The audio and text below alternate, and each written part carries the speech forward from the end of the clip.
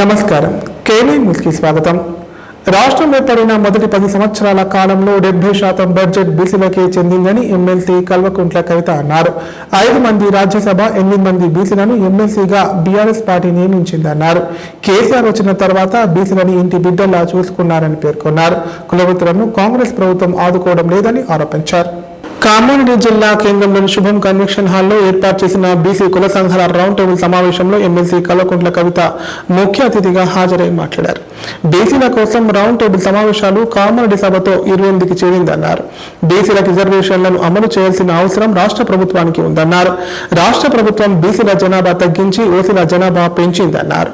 ఆనాటి నుండే తెలంగాణ జాగృతి BRS party ఆధ్వర్యంలో బీసీలను ఆదుకోవాలని ఉద్యమాలు చేయడం జరిగిందని పేర్కొన్నారు. కేసీఆర్ 52% బీసీలు ఉన్నారంటే తప్పు అంటున్నారని చెప్పారు. జనాభాను రాష్ట్ర ప్రభుత్వం కులాల వారీగా చెప్పాల్సిన అవసరం ఉందన్నారు. కామారెడ్డిలో కాంగ్రెస్ పార్టీ ప్రవేశపెట్టిన బీసీ డిక్లరేషన్ ని అమలు చేయాలని డిమాండ్ చేశారు.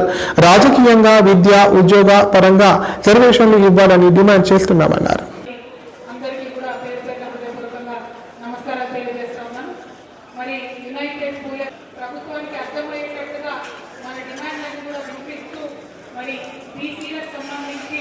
చట్టసభల్లో ఒక మంచి బిల్లు చేసేటటువంటి అవకాశం వచ్చింది కాబట్టి ఆ బిల్లు చేసినప్పుడు మరి మనందరి యొక్క ఇంట్రెస్ట్ మన రాష్ట్రం వస్తే సబ్బండ వర్ణాలు చల్లగుంటాయి. అందరికీ కూడా వృత్తి పనులు చేసుకునే వాళ్ళకైనా ఇంకే పనులు చేసుకునే వాళ్ళకైనా ప్రతి ఒక్కరికి కూడా అండగా ఉండేటట్టు రాష్ట్రం ఏర్పడిన తర్వాత సౌలత అవుతుందని చెప్పి మనం అనుకోవడం జరిగింది. మరి మా కల్వకుంట్ల నాయకులు ఉన్నారు, వారందరూ కూడా హృదయపూర్వకంగా నమస్కారం తెలియజేస్తా ఉన్నాం. అట్లానే అనుకున్నట్టుగానే మరి తెలంగాణ రాష్ట్రం ఏర్పడితే మొదటి 10 సంవత్సరాలలో మొత్తం రాష్ట్రంలో సంక్షేమ బడ్జెట్ 2,86,000 కోట్ల రూపాయలు ఉంటే దాంట్లో 70% వరకు కూడా మన బీసీలకి చెందిందంటే అది మామూలు విషయం కాదు. అంటే దాదాపుగా 1,55,000 కోట్ల పైసలకు కూడా బీసీ సోదరి మనందరూ కూడా అన్ని రూపాలలో తెలంగాణ రాష్ట్రం ఏర్పడ్డ 10 సంవత్సరాల్లో మనం ఇచ్చుకోవడం జరిగింది. అట్లానే ఆనాడు ఎగటాలు చేసి మనం కుల వృత్తిని బలోపేతం చేస్తుంటే కానీ పోయిన సంవత్సర కాలంగా చూస్తున్నాం కుల వృత్తుల పరిస్థితి ఎట్లయిందన్నటువంటి విషయం ఇవాళ అర్థమవుతున్నటువంటి పరిస్థితి తెలుగు రాష్ట్రాల చరిత్రలో ఇవ్వడం జరిగింది. అట్లానే ఒక అడుగు ముందుకేసి ఇంటెలిజెన్స్ ఆఫీసర్ ఉంటాడు డీజీ, ఆ డీజీని కూడా వేరే వాళ్ళకి లేదు, కానీ ఒక దళిత బిడ్డకు డీజీపీ ఇంటెలిజెన్స్ గా ఇచ్చినటువంటి నాయకుడు కేసీఆర్. అంటే తెలంగాణ రాష్ట్రం ఏర్పాటైనాక సబ్బండ వర్ణాలను కలుపుకొని ముందుకు తీసుకుపోవడం అంటే అన్నింటిలో కూడా ప్రాధాన్యత ఇచ్చుకుంటూ మనం ముందుకు పోవడం జరిగింది. ఆ ఉలబడి కొనసాగాలని చెప్పి మనం కొట్లాడుతున్నాం. కేసీఆర్ గారు అధికారంలో ఉన్నప్పుడు మరి ఆనాడు పరిస్థితి ఎట్లా ఉన్నాయంటే మనకు కోర్టులో 50% దాటరాదు రిజర్వేషన్ అన్నటువంటి పరిస్థితి ఉండే. కొత్త రాష్ట్రం ఏర్పడగానే మన ముందు ఒక చాయిస్ ఉండే.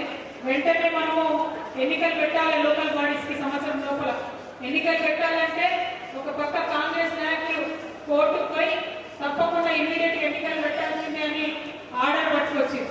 అంతకుముందు ఉమ్మడి ఆంధ్రప్రదేశ్ లో ఏం చేసిండ్రు, మేము ఇట్లనే కంటిన్యూ చేస్తాం, 50% లోపలనే ఉండాలి అంటే బీసీలకు 27% రిజర్వేషన్ లోకల్ బాడీస్ లో ఉమ్మడి ఆంధ్రప్రదేశ్ లో ఒక ఆర్డర్ ఉండదు. దాంట్లో ఏం లేని పరిస్థితి ఉన్నాయి. ఆనాడు కేసీఆర్ గారు ముంగట 2 ఆప్షన్స్ ఉన్నాయి. అయితే బీసీలకు రిజర్వేషన్ ఇవ్వకుండా లోకల్ బాడీస్ పోవాలి, లేకపోతే 27% రిజర్వేషన్ ఇవ్వాలి. దాంతో 34% బీసీలకు రిజర్వ్ కాలంలో కూడా ఉద్యమ బాటలో ముందున్నాం. ఆ విషయం మీ అందరికీ తెలుసు. నాకు తెలిసి ఇది 28వ 29వ సభ మనం బీసీల కోసం పెట్టేటటువంటిది. 1 కాదు 2 కాదు, అన్ని జిల్లాలు చుట్టినాం, అన్ని యూనివర్సిటీలలో సభలు పెట్టుకుంటున్నాం. అందరికీ కూడా మేలు పడుతూ అన్ని ప్రాంతాల్లో ఉన్నటువంటి కుల సంఘ నాయకులందరికీ కూడా మరి ఎందుకు ఇవాళ అడుగుతున్నామనే విషయాన్ని వివరించుకుంటూ ముందుకు వస్తున్నాం. ఆనాడు కోర్టు ఉండే, అడ్డం ఉండే, 50% క్యాప్ ఉండే. ఇప్పుడు ఇవాళ రోజు కూడా 54% మన రాష్ట్రంలో అమలవుతుంది. కాబట్టి బీసీలకు ఖచ్చితంగా రిజర్వేషన్ అమలు చేసే అవకాశం ఈ రాష్ట్ర ప్రభుత్వానికి ఉంది.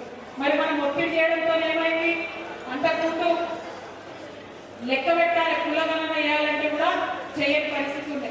అందుకని మనం కోర్టు పోయినాం, కోర్టు నుంచి ఒక ఆర్డర్ వచ్చింది, ఖచ్చితంగా మీరు ఒక డెడికేటెడ్ కమిషన్ వేయండి, ఆ కమిషన్ ద్వారా లెక్క పెట్టండి, లెక్క పెట్టి మీరు బిల్లు పెట్టండి అని వచ్చింది. వస్తే ఈ ప్రభుత్వం లెక్క పెట్టింది. మరి లెక్క సత్తా చేసిగా మనందరం కూడా అనుమానపడ్డాం, ఎవరింటికి రాలేదు, ఎవరిని సరిగ్గా అడగలేదు, ఏం లెక్క చేసినా. మనం అనుకున్నట్టే బీసీల జనాభా తగ్గించారు, ఓసీల జనాభా ఎక్కువ చేసి చూపించారు. మనం ఏమంటున్నాం, కేసీఆర్ గారు ఉన్నప్పుడు ఎంపీసీ కులాలు అంటారు, దాదాపు ఒక 36 కులాలు ఉంటాయి. ఇలా చాలా పేర్లు మనం చిన్నప్పుడు విన్నాం, ఈ మధ్య మర్చిపోయినాం. అంటే ఎట్లా అంటే బాల సంతుల వాళ్ళు, వైరూపుల వాళ్ళు, గుడబుక్కల వాళ్ళు, దాసరి వాళ్ళు, దొమ్మరి వాళ్ళు, గంగిరెద్దుల వాళ్ళు, జంగం వాళ్ళు, జోగి కులాల వాళ్ళు, మొంటి వారు, వంశరాజ కులాల వాళ్ళు, పాముల కులాల వాళ్ళు, పార్టీలు, కుంభాలు, ఇట్లా పెద్దమ్మల వాళ్ళు, వీరముష్టి వాళ్ళు, అట్లానే గూడల కులం వాళ్ళు,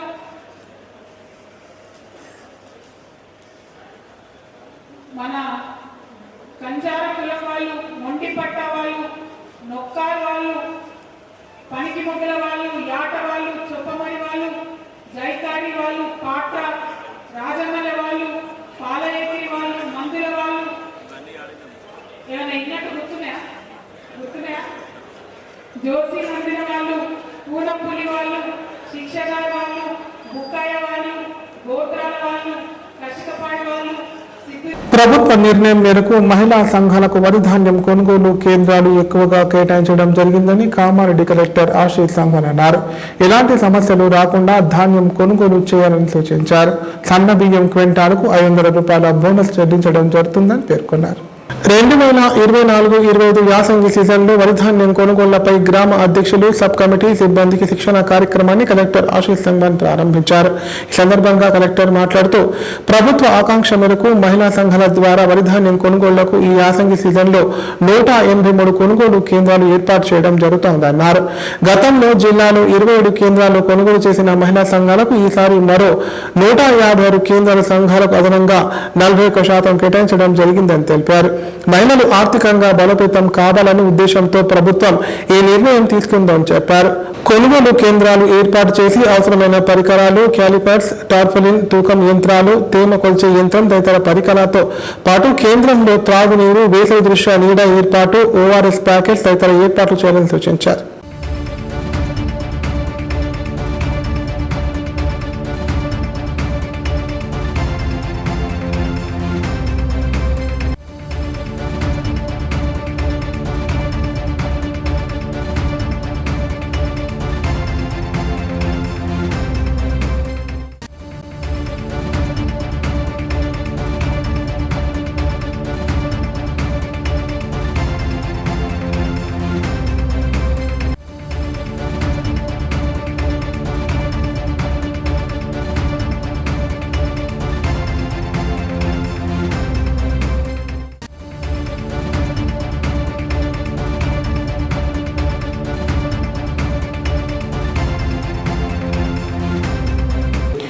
ఈ నెల 30వ తేదీన ఉగాది ఉత్సవాలు నిర్వహించడం జరుగుతుందని కామారెడ్డి పట్టణ సదర్ సంఘం సభ్యులు తెలిపారు. వీక్లీ మార్కెట్లో ఎడ్ల బండ్ల ప్రదర్శన, పంచాంగ శ్రవణం ఉంటుందన్నారు. ప్రజలు భారీ సంఖ్యలో పాల్గొని ఉత్సవాలు విజయవంతం చేయాలని కోరారు.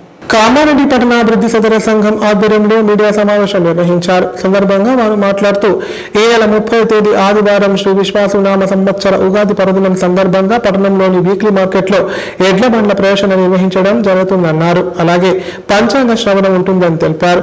కామారెడ్డి పట్టణ పరిసర ప్రాంతాల ప్రజలు భారీ సంఖ్యలో పాల్గొని ఉగాది ఉత్సవాలు విజయవంతం చేయాలని కోరారు. ఈ మేరకు ప్రజలకు ముందస్తుగా శ్రీ విశ్వాసునామ సంవత్సర ఉగాది శుభాకాంక్షలు తెలియజేశారు.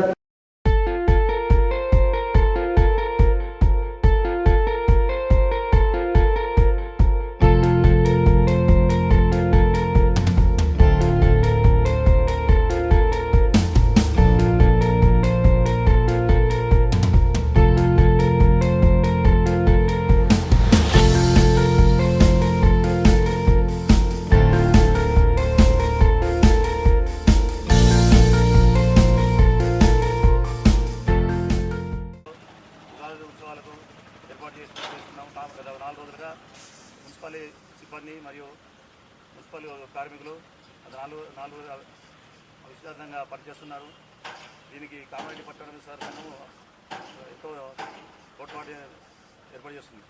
అదేవిధంగా రేపు మధ్యాహ్నం 4 గంటలకు ఎడ్ల మంద ప్రదర్శన ఉంటుంది. కామారెడ్డి దుర్గమ్మ గుడి దగ్గర నుంచి కామారెడ్డి పురవీధుల గుండా ఈ ప్రదర్శన ఉంటుంది. దీనికి కామారెడ్డి పట్టణ సంఘము ఎంతో సేవ చేయడానికి ముందుకుంది. దీనికి ఈ తెలుగు సంవత్సరాలు విశ్వాసనామ సంవత్సర శుభాకాంక్షలతో ఈ కార్యక్రమాన్ని ఏర్పరుస్తున్నాం. దీనికి శ్రీ విశ్వవాసనామ సంవత్సరం శుభాకాంక్షలు. కామారెడ్డి పట్టణ అభివృద్ధి సంఘం తరపున కామారెడ్డి పట్టణ ప్రజలకు శుభాకాంక్షలు తెలియజేస్తూ రేపు ఉగాది సందర్భంగా ఎడ్ల బండ్ల ప్రదర్శన మరియు పంచాంగం చెప్పడం ఇక్కడ జరుగుతుంది. కావున పట్టణ ప్రజలందరూ సకాలంలో విచ్చేసి ఇక్కడ తిలకించగలరని. రంజాన్ మాసం మత సామరస్యానికి ప్రతీకగా నిలుస్తుందని వక్తలు తెలిపారు.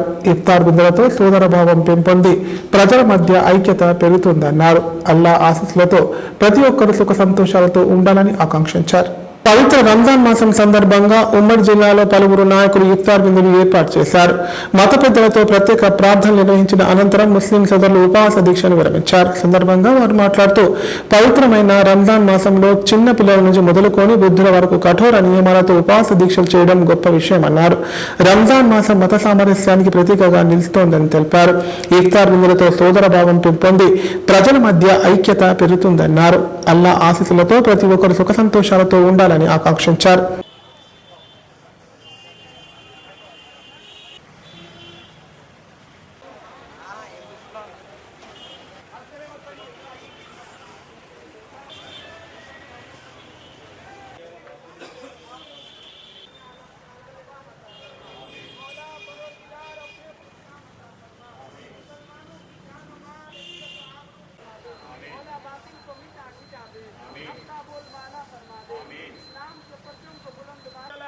उनकी परेशानियों को दूर फरमा दे मौला। अपने फज़्ल व करम से रमज़ान सल्लल्लाहु तआला अलैहि वसल्लम सुब्हान रब्बिका रब्बिल इज़्ज़ति अम्मा यसिफून।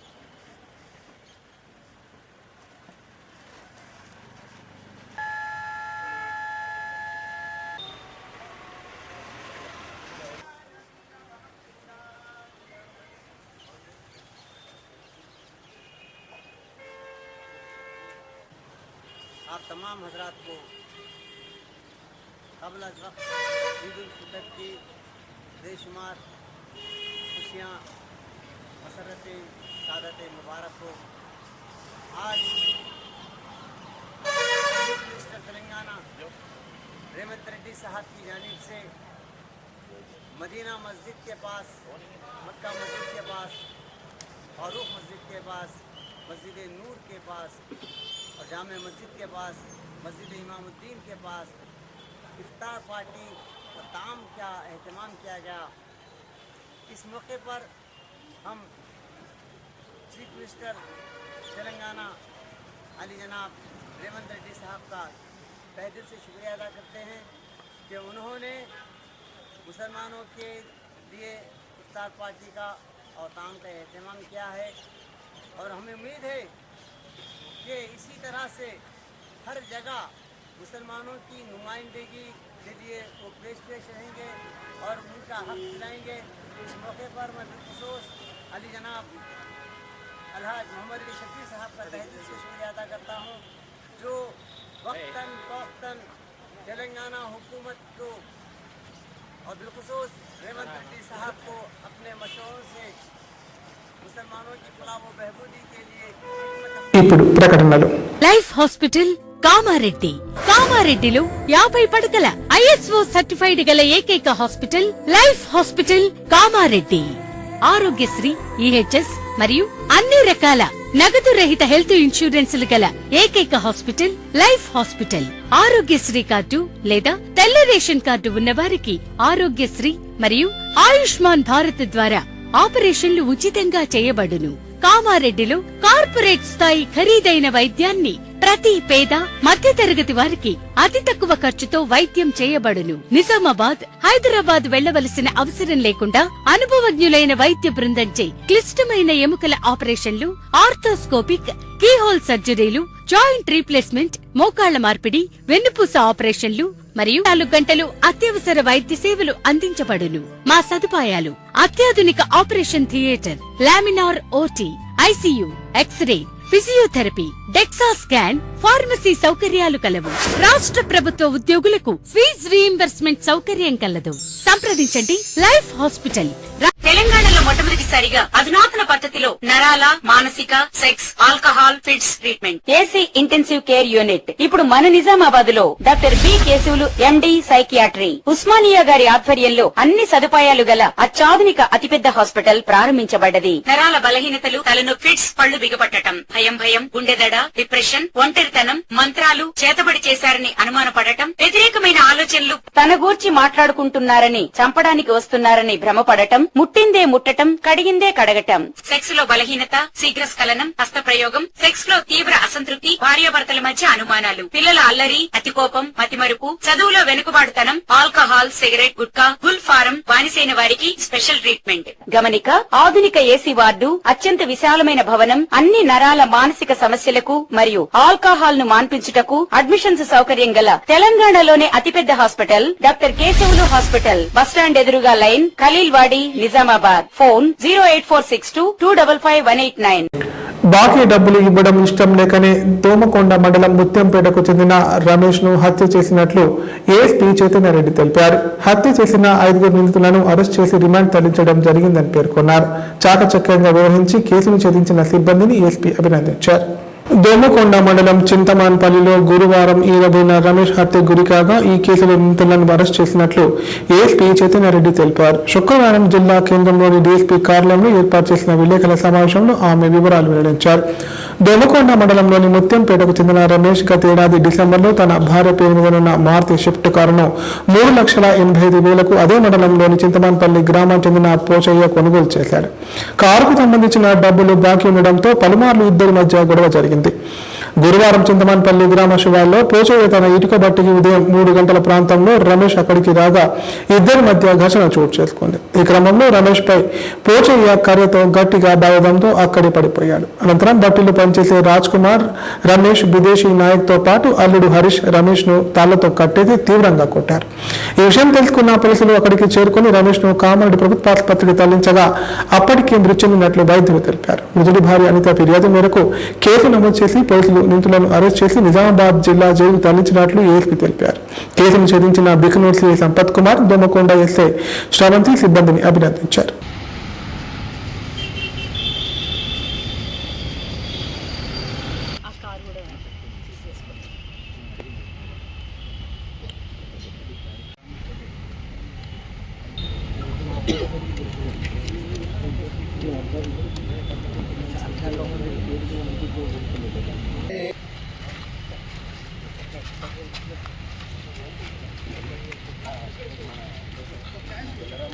ఓ మేము అక్యూజ్లను పట్టుకున్నాం.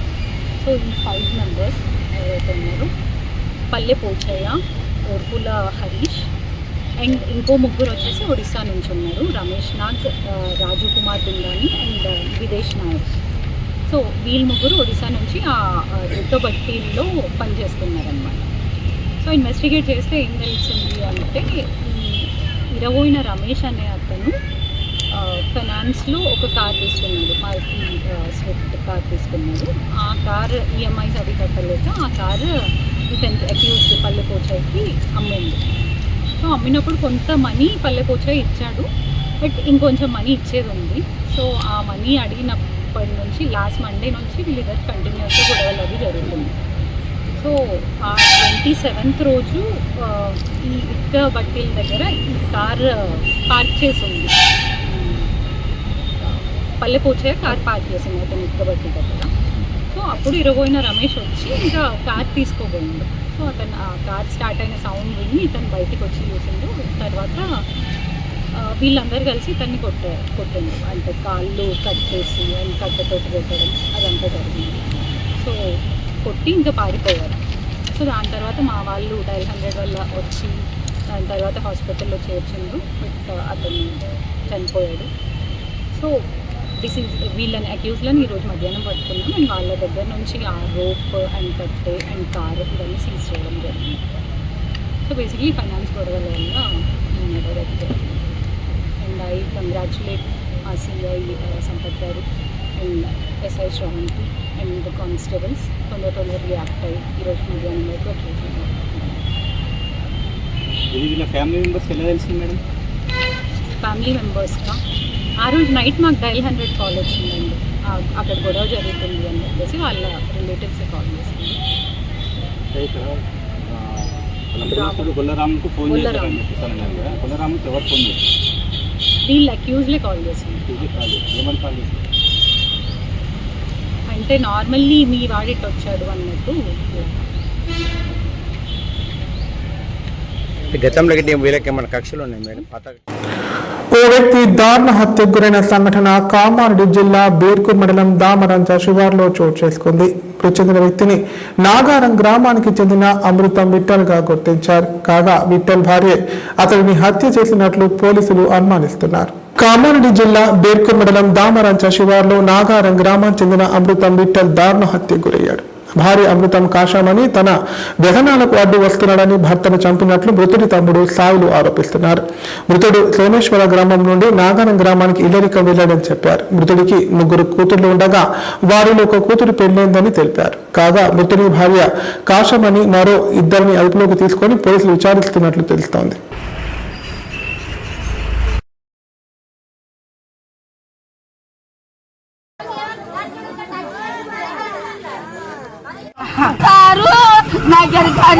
ఎందుకు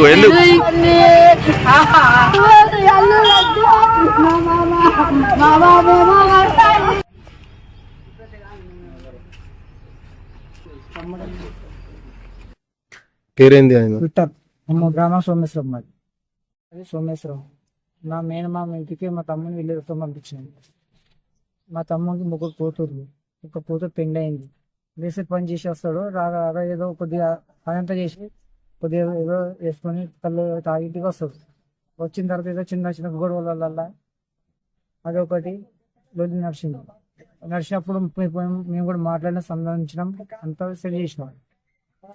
దేనికోసం ఆయన దగ్గర రాకపోవడం వల్ల, దూరం పెట్టడం వల్ల, బండికి అక్కడ తిరుగుతున్న వాళ్ళు ఎప్పుడు పోతారు, ఎందుకు పోతున్నాం గట్టిగా అడిగేలోపు అనుమానం వచ్చేసిందని. వార్తలు ఇంతటితో సమాప్తం. తిరిగి ప్రసారం ఏమవుతానో మళ్ళీ కలుద్దాం. అంతా సెలవు. నమస్కారం.